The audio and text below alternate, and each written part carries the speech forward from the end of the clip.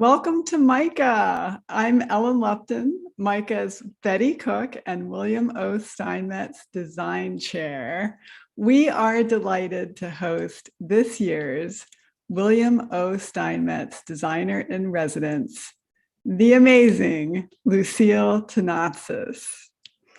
A note to students who are enrolled in MICA's Graphic Design History course, today's program is a webinar.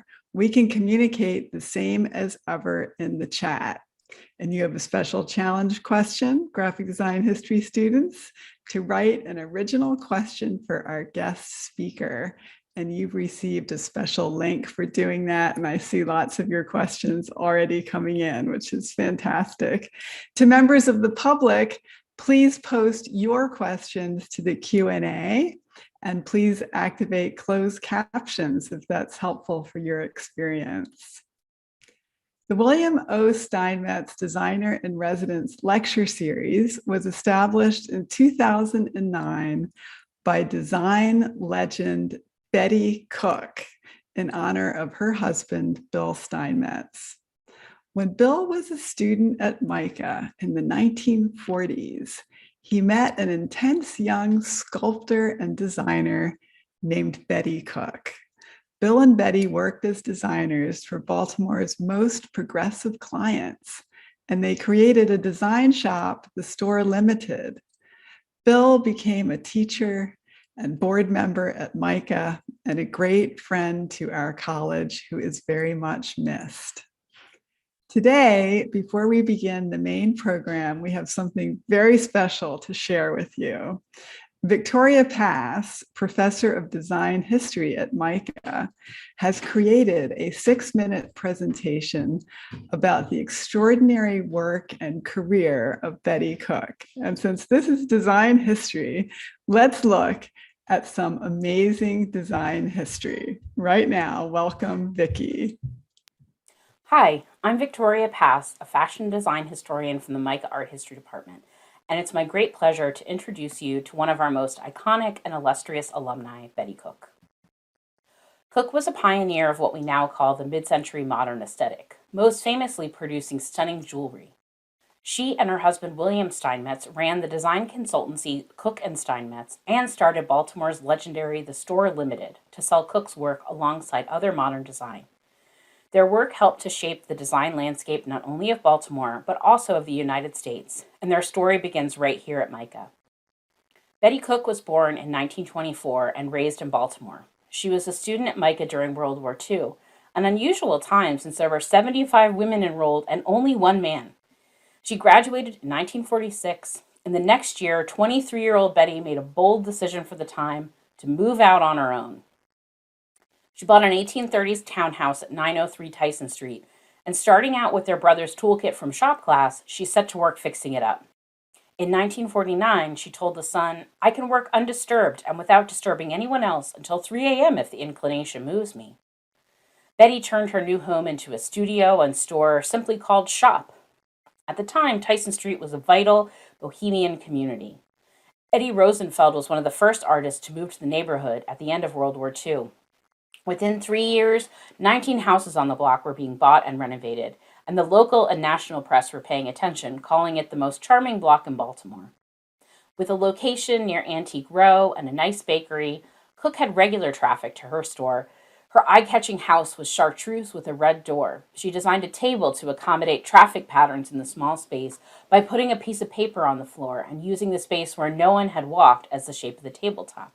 She would regularly paint the floor different colors. Once it was orange with white stripes. She sold her own designs, jewelry, leather bags, belts, and small metalwork accessories for the home like bells, fireplace tools, mobiles, and grates. She also sold Japanese folk toys and origami birds, design work by Isamu Noguchi, and contemporary pottery. Cook's jewelry is inspired by natural forms as well as the possibilities of the materials she uses. She told a reporter in 1949, "Understanding how much the material itself can do is the first necessity, and understanding how much the designer has the right to do with the material without destroying it is the second." Cook used silver, gold, and semi-precious stones for her jewelry, but also unconventional materials like leather, pebbles, wood scraps, steel wool, and even plumber's washers. She used enamel and resin to incorporate color into her work, and she explored scale using large crystals, including in designs made for Jeffrey Bean runway shows in the late 1970s. She carefully considers how her forms will interact with the contours of the body, making her work incredibly wearable. Her work is also playful and has a real whimsical streak. The Tyson Street community was crucial for Cook as a young designer. She was influenced by the ways her neighbors expressed themselves in the design of their own spaces and found encouragement in following her own instincts. Even her vacations were bohemian. She would spend summers hiking across the U.S. with one set of what she called good city clothes and a case of samples. She said, "When I reached a big city, I would get out of my hiking clothes and take my samples and visit the outstanding designer shops. In this way, I arranged to get distribution throughout the whole country." Cook's first important exhibition came out of one of these trips, when she arrived at the Walker Art Center in 1949 with her sample case, just as they were installing what would become the landmark exhibition, Modern Jewelry Under $50. It would later travel, along with Cook's work, to the Baltimore Museum of Art. Betty focused on selling her jewelry in the new modern design shops that were popping up across the country, such as Design Research in Cambridge, rather than traditional handcraft venues. At the same time, Cook was also teaching design at MICA, as an influx of men were enrolling on the GI Bill. One of those men was Bill Steinmetz. He also started teaching at MICA after he graduated in 1950. He and Betty married in 1955 and connected his home on Reed Street to hers on Tyson, and their design practices forming Cook and Steinmetz. They designed the interior and seasonal decorations for Michitones, a Greek restaurant in East Baltimore, which led to a commission for the interiors for the Fairlane chain of bowling alleys. This project brought their modern aesthetic alongside furniture by the Eameses to 50 locations across the U.S., transforming lanes from dark and dreary spaces to playful and colorful ones fit for modern families. In 1965, they were invited by Baltimore developer Jim Rouse to open a shop in his new development Cross Keys.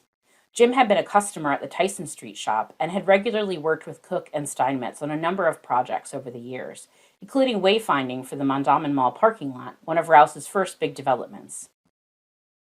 They called the new shop simply the Store Limited and filled it with Danish and Finnish modern design, including Marimekko textiles, enameled cast iron pots from France, plastics from Italy, handcrafted goods from places like Thailand and Japan, and the work of American designers like Isamu Noguchi and Frank Gehry. As Cook said, "We brought in everything we thought was good design." And as with all their projects, the couple created a highly flexible, modular space that could be reconfigured as needs changed. Betty gradually expanded the fashions in the shop, including cutting-edge designers like Willie Smith and Perry Ellis, whose clothing suited her jewelry. Steinmetz designed many of the cheeky ads for the store, which helped communicate its modernist aesthetic to a Baltimore audience. Cook and Steinmetz had a clear sense of what they thought of as good design, things that were practical, beautiful, and joyful. The tenets that guided their work together in the Store Limited are those that have also guided Cook's work as a jeweler, designing for all kinds of customers and creating pieces that have had long staying power in the wardrobes of Baltimore and well beyond. Thank you. Thank you, Vicki. That was incredible. We're so grateful for that beautiful introduction to Betty's work. I am now going to invite Ren Chavez, a graphic design major at MICA, class of 2024, to introduce today's speaker. Welcome, Ren. Thank you. Lucille Tenazas works in New York City and is the Henry Wolf Professor of Design at Parsons School of Design.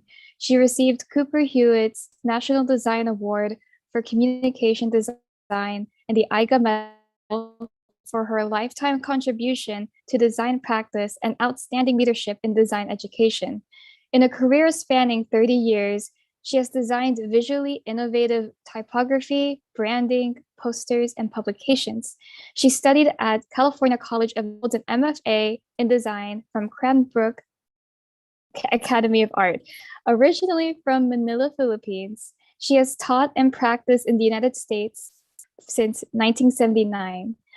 Lucille is an authority in the evolving state of design education and has conducted workshops throughout the United States, Asia, and Europe. She is a trustee of the American Craft Council, evidencing her abiding interest in craft across media.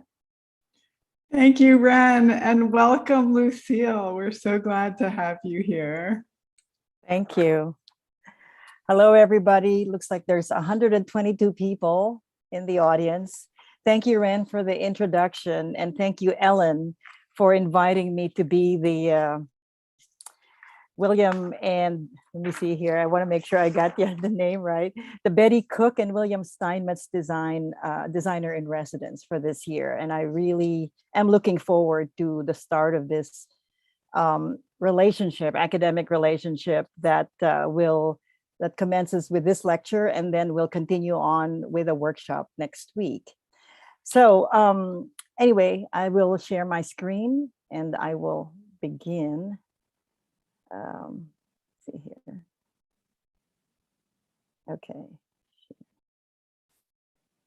Okay. Let's start with the beginning. Okay. So as Ren said, I'm in New York and I practice equally on both coasts. Actually, I also am practicing in San Francisco. That's where I used to live. But I'm currently the Henry Wolf Professor of Communication Design here at Parsons in the School of Art, Media, and Technology. I always begin with this title because it is the first endowed professorship at Parsons. And I talk about Henry Wolf in a brief design history kind of segment. And some of you may know of him, may have heard of him as well. So he's an iconic Austrian-born American graphic designer and photographer who influenced and energized magazine design during the 50s and 60s with its bold layout, some of which you see here, elegant typography and whimsical cover photographs, while serving as the art director for Esquire, Harper's Bazaar, and Show magazines.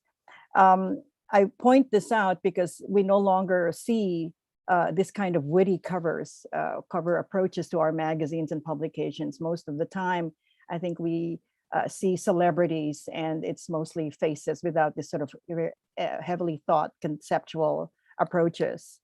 I wanted to start with how can I say, it's like a visual biography. And I introduced this as a way to kind of make my students think about what their personal histories are about. And as graphic designers, communication designers, I think there is a way for us to encapsulate or get the essence of our identity through design.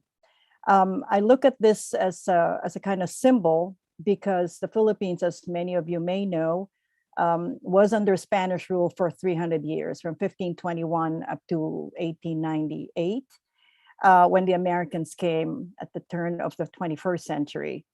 And I see this as a symbol of how religion has affected my country of 7,000 islands. And so the word Philippines is fragmented in this way and contained within this cruciform.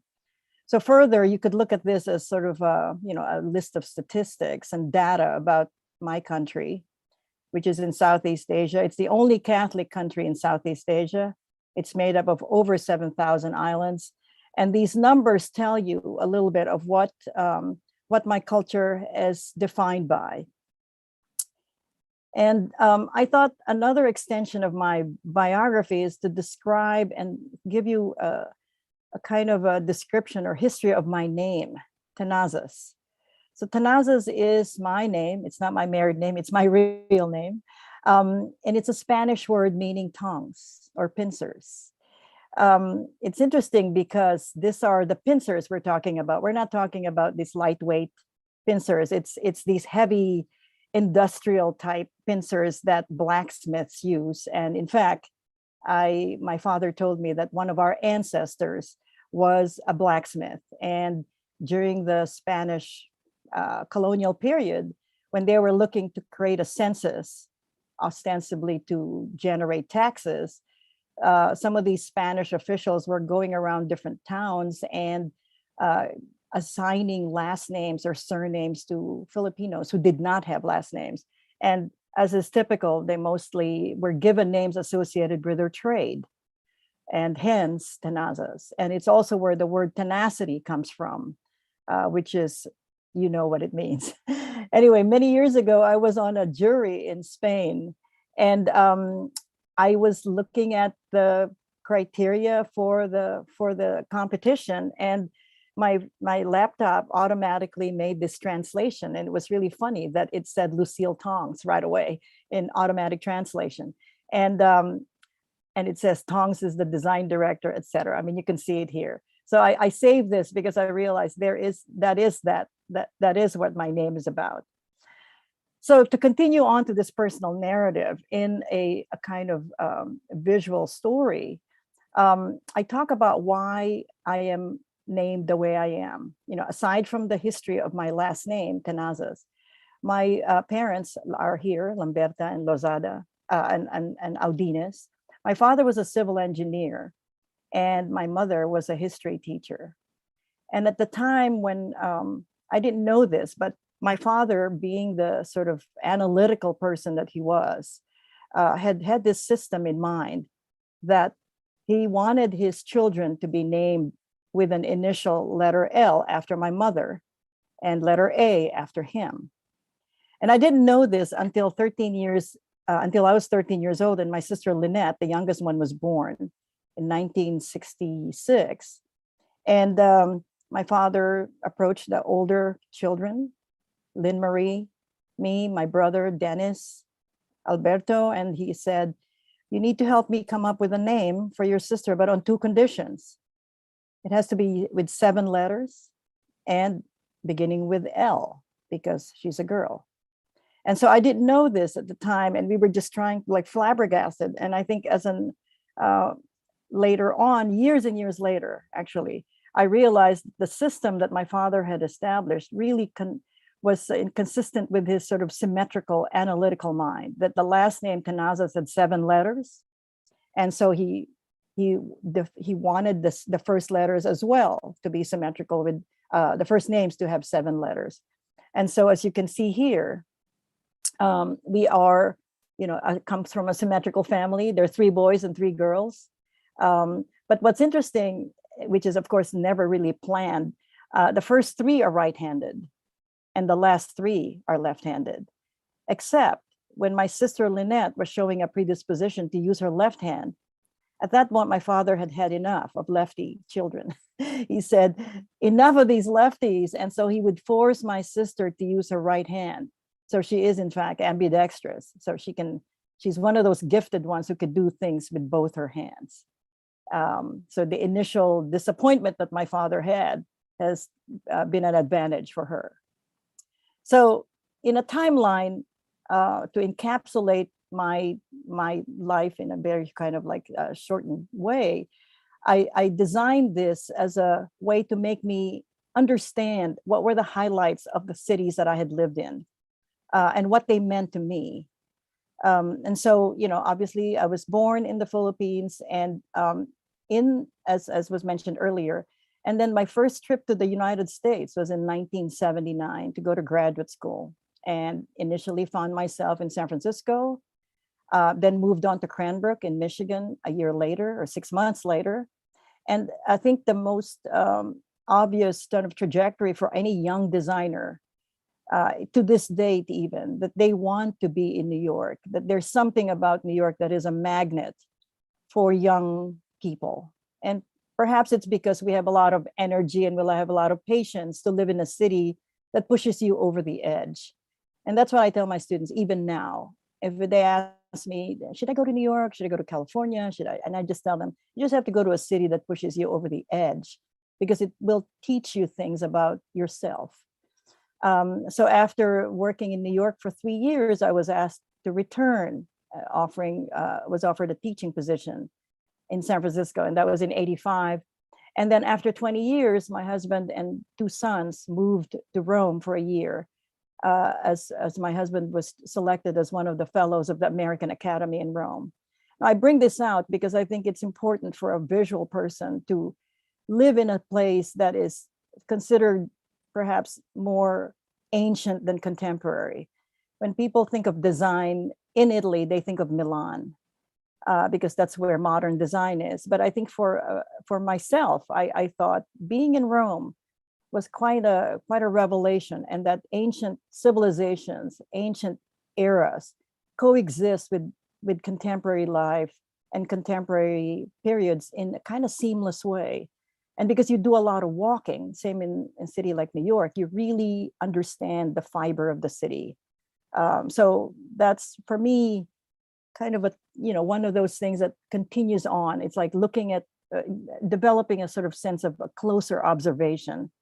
And then after Rome, we decided, instead of returning to California, that we would continue the adventure, quote unquote, not to my children's chagrin, of course, because we did not return to their city of birth. We decided to return to New York. So I thought I would go back to what what I saw as a kind of native talent that I had. And when people ask me, how did you, why is your work so, why are you so interested in typography, and your work is so defined by linguistic structure? And I tell them, it's really, maybe it was because I had a very good hand. I had very good handwriting. I was interested in typography and calligraphy. So I did this when I was 15. And it was actually one of those precursors of Facebook, if you will. And it was a notebook, a very simple notebook that I designed for a friend of mine. And that notebook was meant to elicit, how can I say, kind of friends information, so that if you were asked, you were in fact part of the in crowd. I was not, interestingly enough. I designed the whole thing, but never got to be invited to be part of this in group. These were some of my title pages, so to speak, chapter pages. So the first one was sort of like, who's your favorite actor, favorite actress, favorite movie, et cetera, et cetera. And this was my kind of pseudo cubistic approach, which I look at it now, at the age of 15, that there was this sort of complexity about what I was thinking. There was this transparency already evident. And then the second piece here on the right was the introduction page to the dedication. So it's the place where you'd say, oh, hi, say, Mary, thank you for asking me to be part of this and being one of your peeps, etc.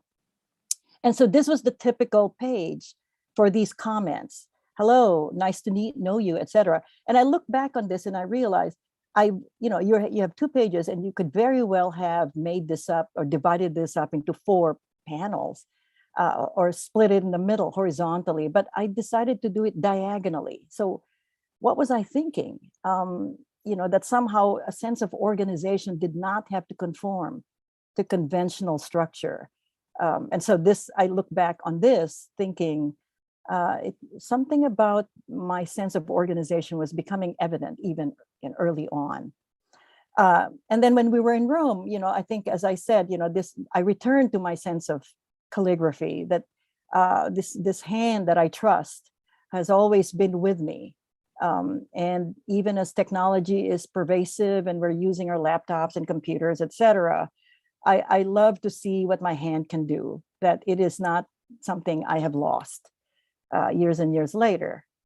So I wanted to talk now about some projects that that for me really became seminal in the way I think. And it started when I was at Cranbrook. I think what Ren said, when I arrived in the United States, I already had a college degree from the Philippines, but my degree was in liberal arts and advertising design. So when I came to the United States, it was really to understand how deep can I go, beyond just being formally savvy, having a facility with my hands. But what can I do with this sort of conceptual way to think? And so we were given this project by my teacher, Catherine McCoy. And it was this, I call it the street science project. And, when the only given was that we had to go out into the streets and photograph a street section. And, we come back to our studios and we're confronted with this sets of images, right? And what do you do with them? So I asked my teacher, I said, what am I going to do with this? And she said, Lucille, you're the graduate student. You have to make sense out of nonsense, or create something out of what you see is a series of these potentially maybe related, but at first glance, not related. And so I went back and took this, printed this contact sheet, And then I selected some images because I was drawn to them. And then I thought, what can I do? What's the system I can create? And so if you look back on this, images, I went back and wrote every single thing down: buried drugs, prescriptions, liquor, bookstore, bookworm, Woodward Avenue, etc. And when I was confronted with this list of just like a stack of names and stack of words, I had to make sense of it. And so the first thing that came to my mind was, what's the typographic hierarchy, and what is more important here of all the words that I'm seeing? And they're all the same. Obviously, I just wrote them in my handwriting. And I realized that the Berry drugstore was the biggest store on the block. So in my rational mind, I thought, well, I'm going to make that big, and then everything else will follow. And so the left version is really to challenge myself. How can I make something visual without showing any images, no photographs, but then you imagine and you essentially indicate, allude to something. And so the letter form AGS is there that represents animals, goods, dry goods, and all the words surrounding or defining that shape relate to this specific information. And as I moved on, I became more and more complex. I started adding color. I started putting collage, putting images, which I saw from the original, especially the one on the right. It's a fragment of a mosaic wall that was facing the drugstore right here. And then I just love this Berry drugstore. I realized even in its kind of mundane quality, I could do something with it, and use compositional elements, color, fragments of images, etc. So moving on. So another project, and here we are in a design history project class, was we were asked by my teacher after doing all that that was a 10-week project, if you can imagine. Every day was a challenge, confronting this empty sheet of paper that I had to decide, what am I going to do with these images and text? So it was a lot easier actually when we evolved to a single history poster, which is a standard design project in design school. And at the time, I was so enamored by the Russian constructivists. And so I decided to choose Alexander Rodchenko, because he was a writer, he was a poet.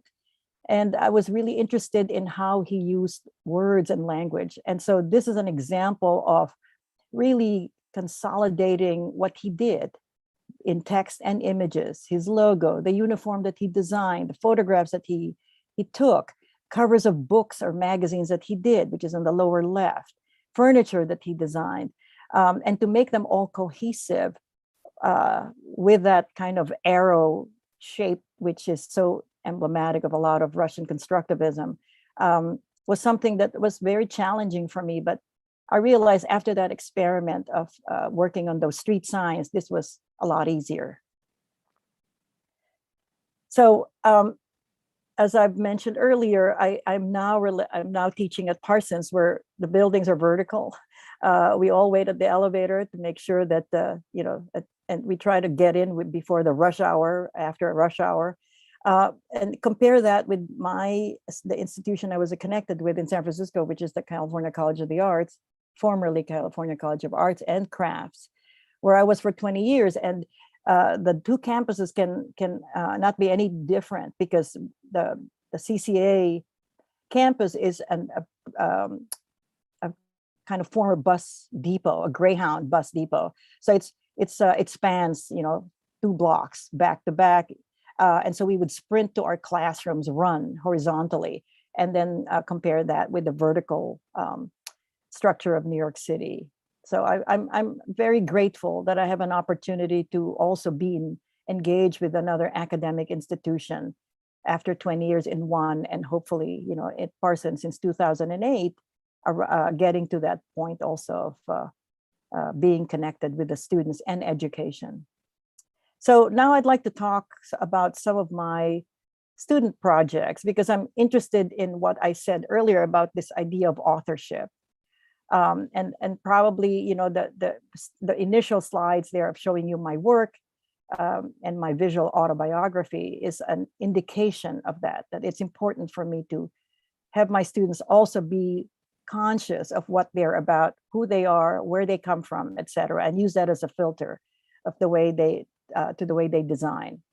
So the designer is a cultural nomad. You know, I look at this because, as you saw in my timeline, in a way, my trajectory of moving from one city to another, from one country to another, marks me as this traveler, this nomad.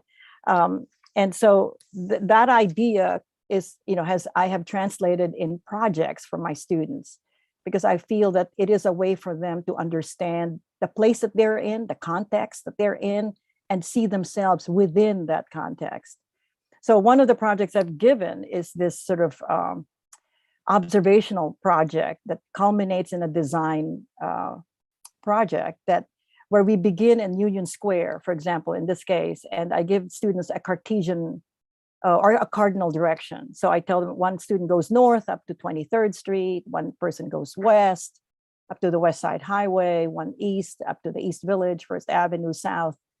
And so, you know, I think back on what they ask me, my students, and they say, "What is this, a design project? What do you want us to do?" And I go back 30 years before of what Kathy McCoy said to me when I was doing that street signs project. And I just tell them, make something out of it. You know, what do you think? What do you see in your walk, in your journey that makes sense to you, that you can make something out of that journey? So here's a student who, this is prior to when I started giving these cardinal directions, looks at Manhattan. She lived in another country prior.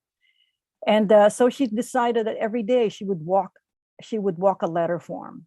So she took out a map, and every day she would walk a letter A, a letter B. So here you are with 26 little books. And each book is a documentation of that journey. So from either going inside a church, talking to people, picking up trash, whatever it is, these books become a journal or a documentation of that observational trip 26 times. I also give workshops different parts of the world, and I'm always interested, especially to give a workshop in a country where I do not speak the language. And this happened to be in Switzerland. I speak some Italian just because I know some Spanish and then there's a connection. But in Switzerland, I decided that for me to begin a project that was meaningful to myself and not just to them, because I'm being parachuted down from the United States, I thought it would be interesting to find out a little bit of what their context is. And so this is a project where, Switzerland, as we all know, is a very small country, but it has 4 different languages based on its proximity to the adjacent country. So there's the French side, which is on the west. There's the Italian side, Lugano, which is in the south, which is where I was. And then you have the German side on the east. And then on top of that, there's a language, ancient language called the Romanish, which is spoken within the center of Switzerland. And so the project revolves around the student's cultural background. And the student said to me, she said, yes, I'm Swiss. My mother is German and my father is Italian. And I said, okay, that's great. But are you 50-50? Do you consider yourself, obviously from a physiological genetic standpoint, she is 50-50 because she is one half of her parents' DNA. But I said, but mentally, what's your affinity? Where is it? And so you can see here in this poster that the cruciform, which is the national symbol of Switzerland, becomes the main carrier of images or information. And as you can see, she's not cut directly in the middle. So it defies what she told me about being 50-50. So she is in fact 2/3 German, or at least in her specific understanding of where she belongs, and then 1/3 Italian. So I find this really meaningful because you could read clues into how a student thinks about themselves. This one is just similar to a project. Well, recently I was involved in a workshop I did through Ellen's invitation, also at the Cooper Hewitt. But this is something I've done many years ago, and I continually do this. I give my students a series of, and this relies on chance. Same thing, make something out of nothing, right? So I give them a series of adjectives, which all of these words are: modern, full-time, heroic, concrete. And then I give them a set of nouns: affair, gender, fantasy. And there are two bags, brown bags in the classroom. And then each student comes up and gets a word, and they get a phrase. So they might get full-time fantasy, for example, or they might get concrete fluctuations, or award-winning landscape, etc. And so they, like, again, I think back on when I was a student, what am I doing with this? And my students do the same. What do you want us to do with this thing? And I tell them, when you look at all your adjectives, they have meaning. You have a perception of what they are. Full-time, what is full-time? What is comic? When you go to the noun and you look at affair, we all know what that means. Admission, purchase. But then when you start looking at spontaneous affair, it's a third phrase that you have never used. And so you now, the student, you have to make sense out of something that happened by chance. So what kind of meaning is that for you? So make something out of it. And I've had so many wonderful, I guess, surprises when a student tells me a Christian silhouette is about how women were bound to their husbands, at a certain time. Even in the Bible, it says women answerable to the man. And she said, that's what I call a Christian silhouette. And I thought, well, it's perfect. I'm glad that you came up with that concept, because again, we would never find that anywhere else. So then I'd like to now go back to my work. And when I think of the transparency and complexity, these two projects for me epitomize that. How was I, how did I come to work in this manner? Why is it that there was this, I wasn't satisfied with a single image, that there were so many things going on. And so my challenge was always, how can text read? How can information read so that it's not confusing, it's not muddy, but it's actually allowing you to read layers of information? And that, I think, is what defines my work. And maybe it started when I was doing those little drawings, overlapping things. But because I'm also the daughter of an engineer, I'm really keen on readability. And so there is that kind of balance of the left brain creating a structure for the intuition that I trust very strongly that is being generated by my right brain. So here it is in detail. This is in the collection of the Cooper Hewitt, courtesy of Ellen. And this one in detail as well, showing work from students from the graduate show at CCAC in 2002. So after doing this for so long, working with this complexity and layering, I got kind of comfortable. And I realized, I had to stop it. I had to challenge myself. And I asked myself, what do you do if you just leave something alone? Don't cut it up. Don't dissect it, but just leave it the way it is. And so it happened that my husband, who's a photographer, had these images lying around in his studio. And I was drawn to them because they were so, just provocative, because it's shrouded. There was like, you want to know what's behind this, what's inside this. And it spoke to me in ways that I thought, I want to use this in some piece, some project. And so this is the piece that I used, this shrouded photograph, for this announcement lecture. It was actually a call for entries for architecture projects from architecture students. And you look at this and you may think, is this architecture? Is this really about building? But that was my challenge, was to use words that were architectural. So I have words like site, which is dead center, tangent, circumnavigate, contiguous, and proximity. Those words, those 5 words, to me, speak about architecture, even if the visual is more open-ended. So that 2 years later, we had another opportunity to do the same call for entries, and using, again, an image that my husband had photographed in Egypt. This is an excavation site.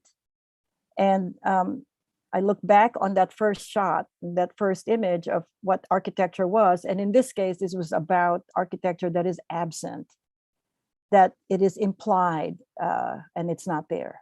So your brain has to put 2 and 2 together. And I think that's part of the things that one of the things I think about is I have to trust that my audience is smart, that they can imagine. So I don't have to give everything away. So here are them together.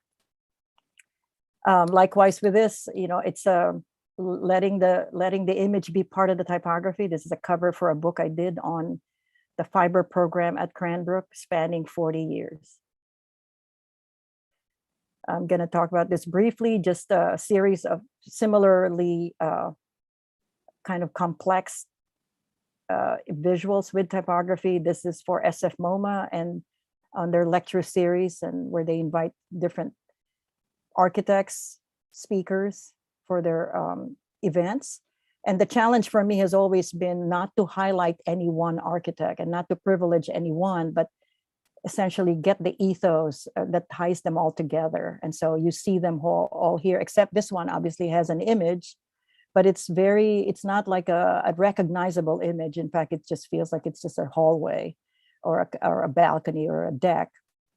But the perspectival imposition that I had is one of the things, again, that I made it much more that goes beyond just it's just like a generic photograph.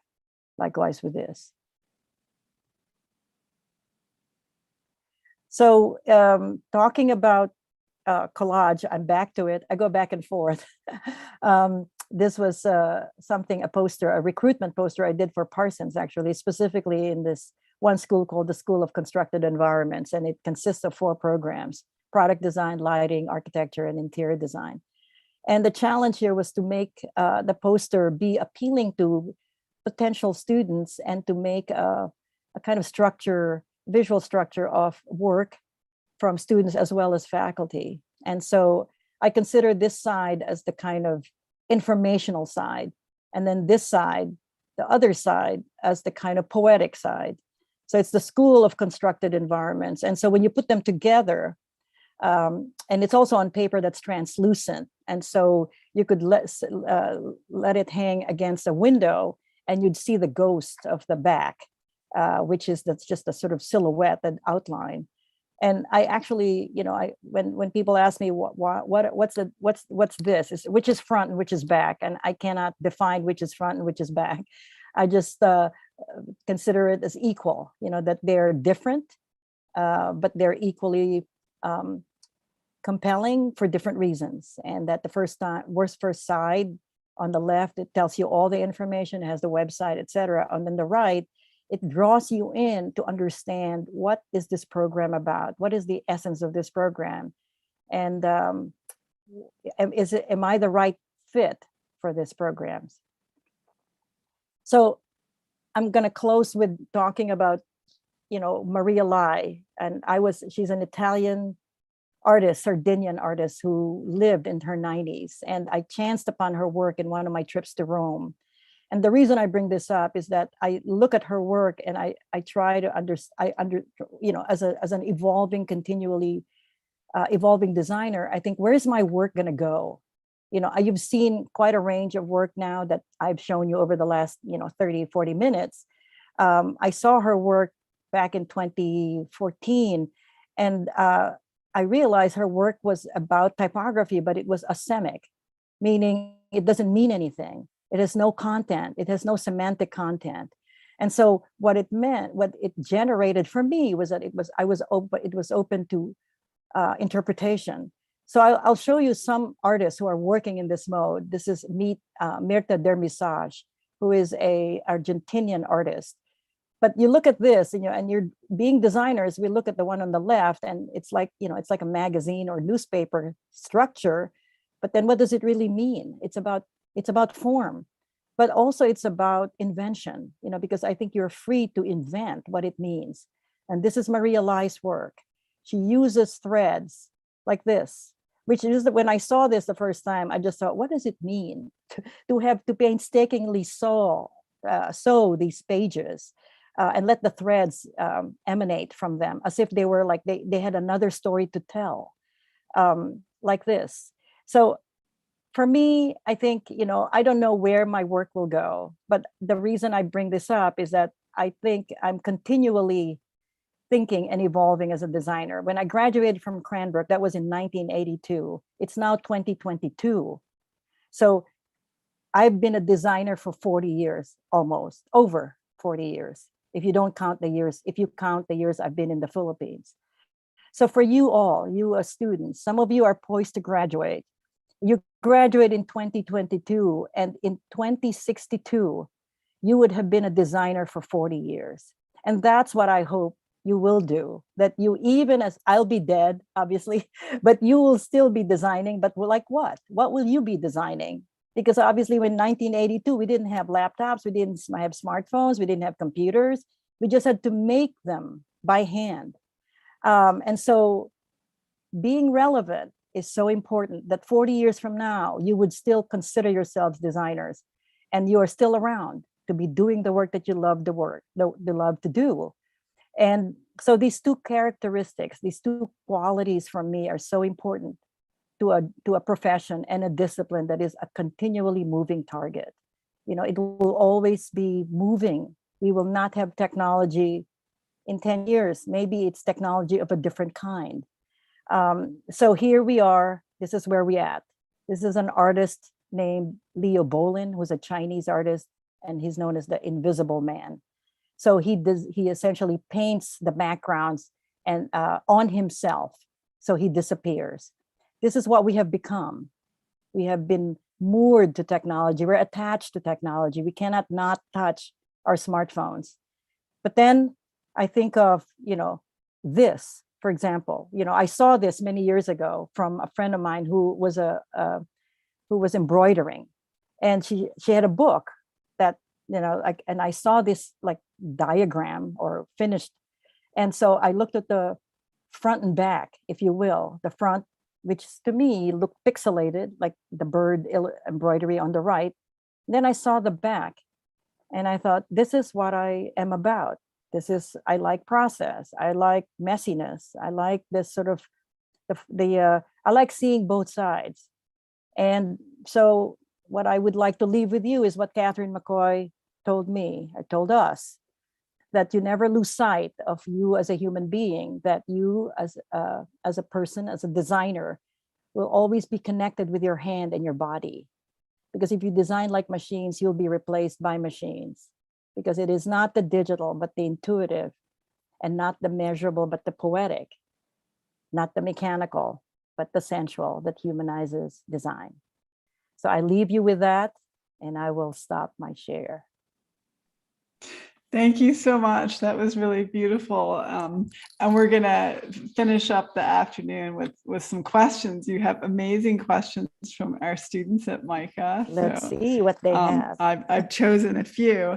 So a lot of people are really interested in your background as a Filipino woman working in the US, and they wanted to know how the two cultures come together. And we spoke a few weeks ago about how you, in a way, arrived to design without any baggage, and yet you were confronted by this edifice of Western design theories and principles. So can you tell us a little bit about the culture, the clash of cultures, the integration of cultures in your work?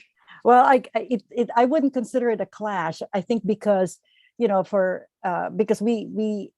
of when the Americans came at the during the Spanish-American War, they implemented English as the lingua franca, it became the medium of instruction. And so when we were growing up, even our Constitution is based on the American Constitution. The schools offer English from kindergarten on, and so going to school in the Philippines is really almost with the importation of American culture through music and film, all of those things, we were in a way seamlessly navigating, both languages. We would go to school, and we would be forced, in fact, to speak English. And in my particular school, we were fine if we spoke the national language. And so for me, being bilingual early on was easy. It's just like it was just a normal thing. So to go to America and to understand English in a different way, right? Because I thought, if I were to choose to go to a graduate school, I might as well go to a country where I can speak the language because I can communicate. I don't have to learn a new language. But the new language, quote unquote, that I learned is the nuance of linguistics, and that when I was in the Philippines, I learned English from a purely academic standpoint, that it was forced upon us, right? And so the idea of English as this kind of academic, like perfect language, I couldn't really touch it. I couldn't mess with it. I couldn't play with it. So arriving in the United States, and I thought, oh, here I am, I'm speaking English. What else do I need to know? Oh, but I'm a designer. I'm interested in language because I'm bilingual. So I thought, how can I make my design my own? And so if you ask an American designer if they would play with typography in the way I do, they probably wouldn't do it that way. But I do, because I love to dissect the language that I learned from a very academic standpoint that I can now call my own. So that, if you think about that, people tell me, why is your work, if you're from the Philippines, why is it that your work doesn't look like it's done by a Filipino? And I said, what did you expect? Palm trees? I mean, what, tropical colors? And I said, those are very kind of, how can I say, superficial clues. But what you need to understand is my history, that my history from somebody coming from the Philippines and learning not only 2 languages, but as I mentioned earlier, we have 150 dialects, which are languages, right? And so my parents come from another province that they spoke a 3rd language for me that I understood.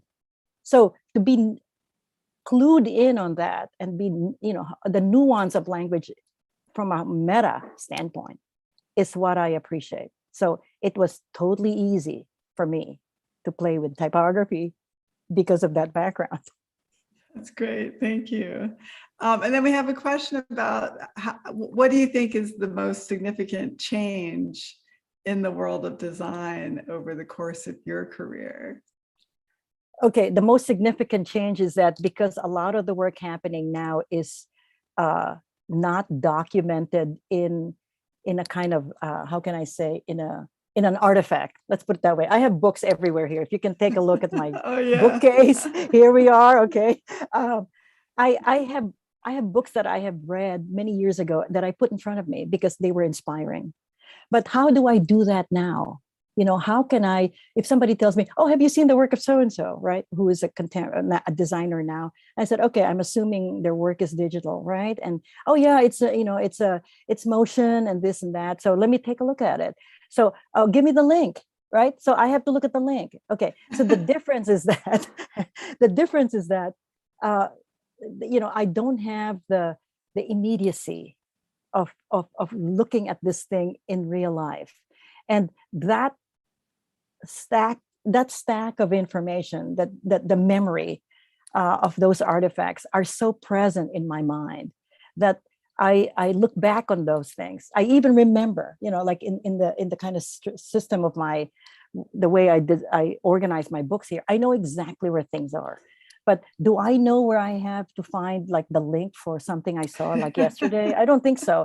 So when I asked my students, I said, tell me, what are you inspired by? If you're not able to retain the memory because, you're constantly swiping, on your Instagram account, whatever, which in fact leads me to Instagram because I'm not on Instagram. And one of my students said, you're a visual person. How come you're not on Instagram? I said, is that the only source? Can I like not look at my walking, like walking from 23rd Street to, like what the projects I give my students.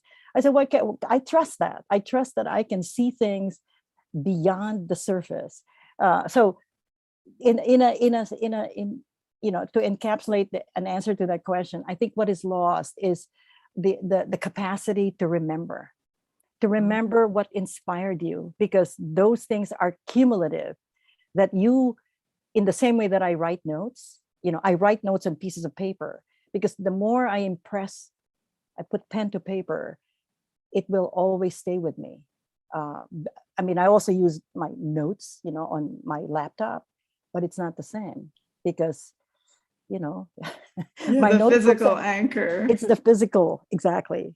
So Yeah, that even has the changed. muscle memory of what you've Exactly. created and touch, the tactility. Yes.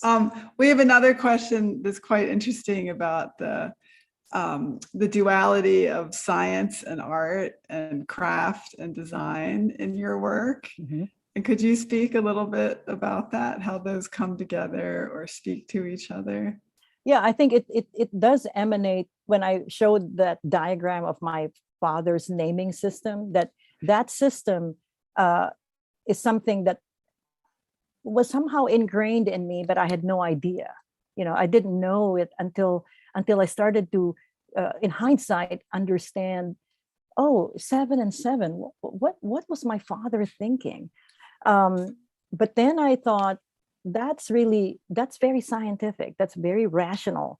And in his mind, he was also a mathematician, and none of us became mathematicians, and we were more, or I guess two of my brothers are engineers as well. But I think in a sense, the sort of intuitive, the trust that I have for what comes naturally is tempered by my belief that something has to make sense.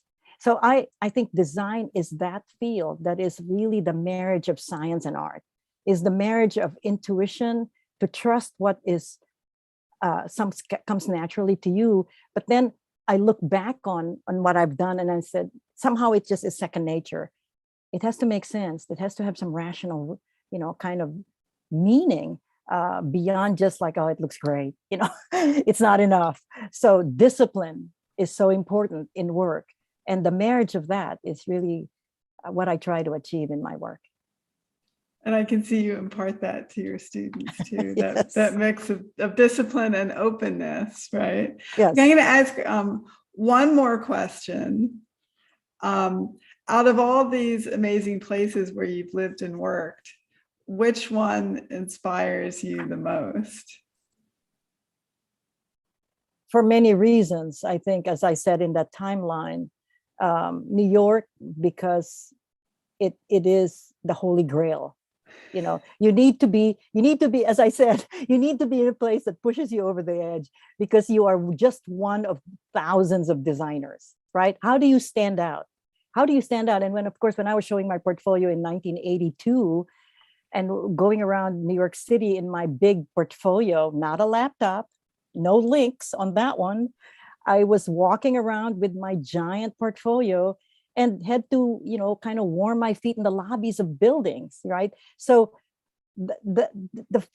I think New York made me understand how, do I disappear in my discipline?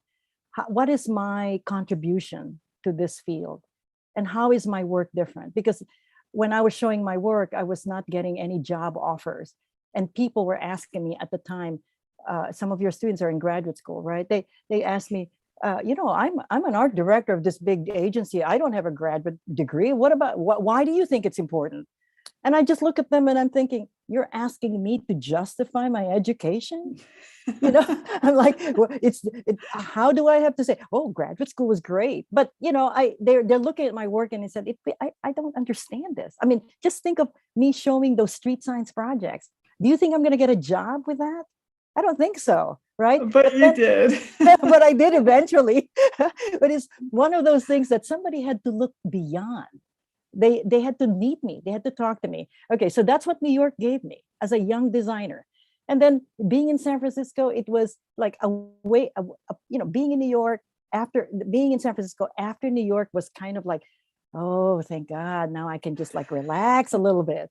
So that was, and that environment, I was among a group of very kind of prominent designers because I was teaching in the same school as they were at CCAC.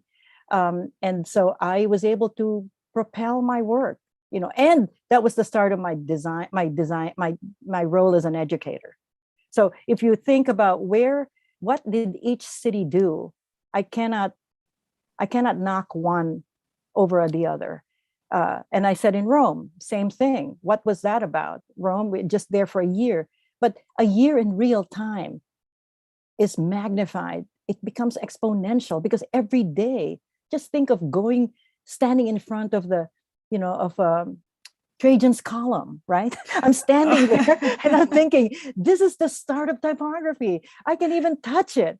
I mean, those are so powerful.